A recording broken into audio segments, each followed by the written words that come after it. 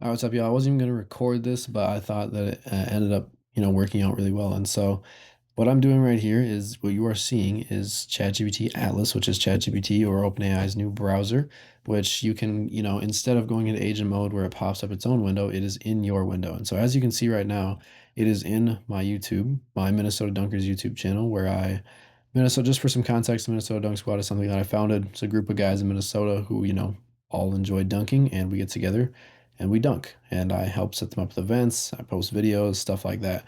And so I made all these videos. I batch made these videos of a session we recently had, and every single one of them is a different dunker. And as you can see, I'm not doing anything right now. It is going through my YouTube and applying these titles and descriptions to all these videos. And one thing that I thought was really cool, and the reason that I'm even sharing this is because if you guys can see right there, it says book us for your event, follow us. It messed up one time and put this in the middle. And so I was like, all right, dang it. Now I'm gonna have to go back and fix a bunch of stuff. But then it realized its mistake and fixed it itself. And so just that itself made me want to share this with you guys. But just to show you guys how I did this, I first gave it some context. So if we go up in my ChatGPT thread here, I copied in a list of some recent titles that I had on these videos, and I told it like need more titles like this for specific people, going to provide you with some context. And so then I did voice messages or dictation, which you should always be doing within ChatGPT for each of these people. So first, Isaac, said first do it for Isaac, was a really good 1 foot jumper, has an important thing to note, 4 or 5 options for each. And then it gave me these. So Isaac Onanawu goes crazy off 1 foot, dunk session highlights. Great title. Very similar to the ones up above.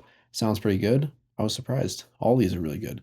And then I gave it some more context. This is super important, giving it context about, the date. I gave it the date. I gave it, the rim height, the gym, because we want to plug the gym. H4 Sports Academy has been helping us out a ton. So, of course, we want to plug them as much as possible.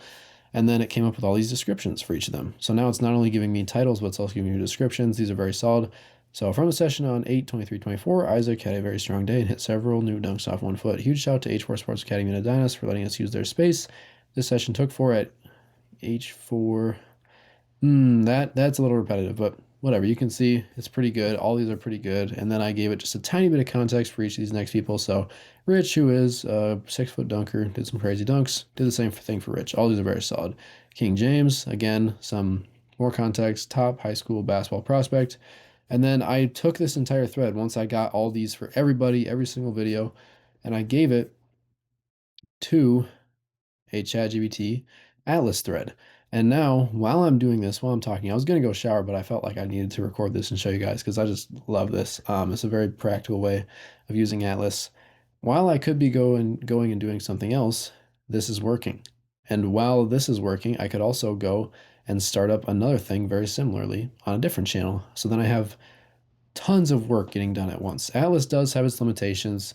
For example, we're working on this book right now, this Google Knowledge Panel book. Of course, I'm signed out.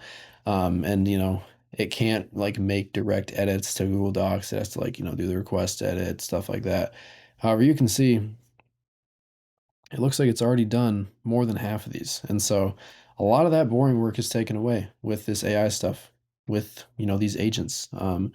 And so, yes, I had to give it a lot of context and get it to understand. But as you're giving it more context, as you're building custom GPTs and stuff like that, it learns more about you. It learns more about your goals, your content, what you're targeting, and then it's able to do better. And so, as you can see, like as I'm just talking to you guys here, making content, it is doing things for me. It just pasted in that entire thing. Um, is great. It's super cool. And so the reason I show you guys this is because I want you to see how you can use ChatGPT in Atlas mode, or sorry, ChatGPT Atlas in agent mode to make these changes on anything really. I mean, obviously YouTube is a big one, but you can do this all over the place. And so, yeah, this is just something that I've been messing around with. It'll get stuck sometimes. Like right now, you can see it's kind of messing up. It doesn't really know where to go. It might even be done with what it was supposed to be doing, but you never know. So yeah, guys, just thought I'd come on here and show you guys this. I really hope you enjoyed. I really hope you learned something. Let me know if you've been messing around with that list. Let me know what you've learned through that process. And yeah, we know, guys. I think it's really cool.